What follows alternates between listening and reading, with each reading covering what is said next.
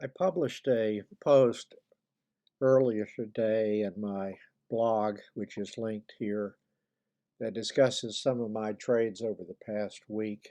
In this video, I will be discussing Intel's earnings report for the 2023 fourth quarter and its guidance for the first quarter of 2024, as well as my current portfolio allocation approach as a conservative investor. Intel adjusted EPS for the 2023 fourth quarter was reported at 54 cents per share, which beat the consensus of 45 cents. Revenues came in at 15.4 billion, which was 200 million above consensus. The stock is down about 11% so far today to $44 as of 9:30 Central Standard Time on January 26, 2024, in response to a lower than expected forecast for the 2024 first quarter revenues and adjusted EPS. The new midpoint revenue guidance is 12.7 billion, with the consensus prior to yesterday at 14.2 billion. Adjusted EPS was guided to 0.13 non-GAAP and 0.25 loss per share using GAAP. I do not own shares, having liquidated my position earlier. For me, Intel remains a show me things are going to get better kind of story, and I don't yet see that in the cards. I view this downbeat guidance as more of an Intel-specific issue rather than a sign that U.S. manufacturing is teetering on demand issues indicative of recessionary conditions.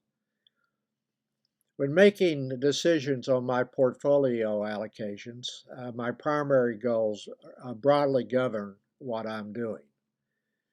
My strongest emphasis is on capital preservation with income generation.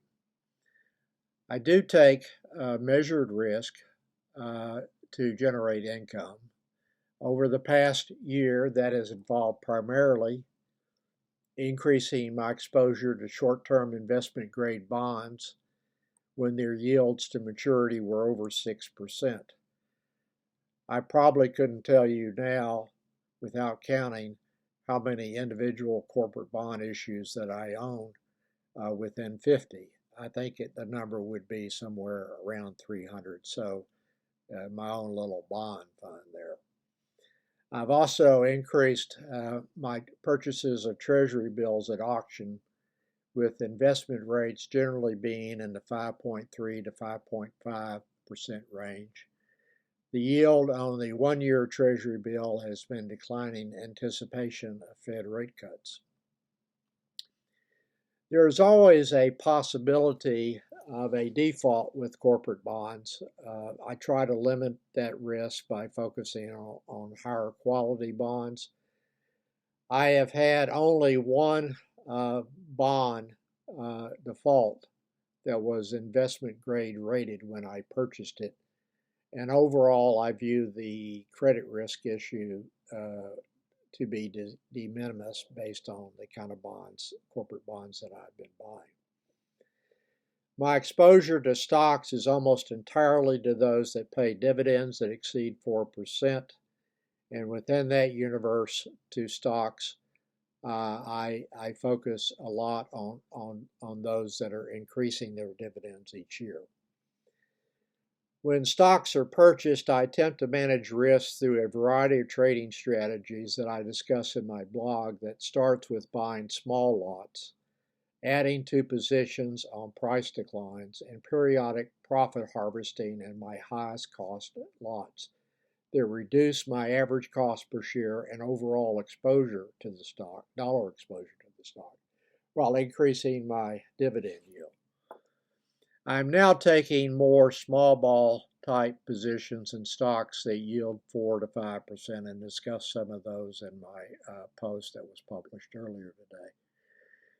This is based in part on a possible decline in Treasury bill rates later this year and a yield equilibrium point being hit next year, with the stocks increasing their dividends and surpassing the yields of newly issued Treasury bills sometime in 2025.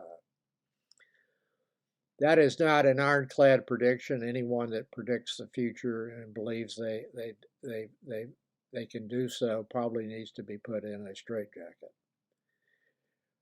I am basing that kind of decision on a more probable than not scenario, which assumes that inflation continues to trend down and that the Fed will respond by lowering the federal funds rate.